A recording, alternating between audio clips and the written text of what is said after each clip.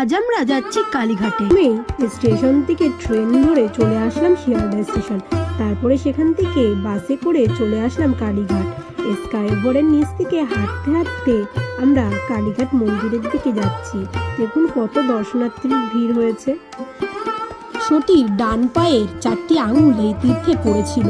এখন আমরা হাঁটতে হাঁটতে গঙ্গার সামনে চলে আসলাম।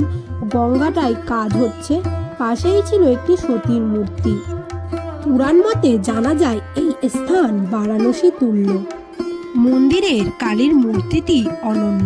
3টি চোখ, একটি দীর্ঘ জিহ্বা এবং 4টি হাত। মন্দিরের মূর্তি ঐশ্বরিক জ্ঞান এবং মানুষের অহংকারকে নির্দেশ করে। পাশেই একটি শিব মন্দির ছিল। তারপরে আমাদের পুজো দেওয়ার পর আমরা আশেপাশের মন্দিরটি একটু ভালোভাবে ঘুরতে রাখলাম। ভিডিওটি ভালো লাগলে অবশ্যই চ্যানেলটিকে সাবস্ক্রাইব করে দিও। দেখা হচ্ছে অন্য কোনো ভিডিওতে।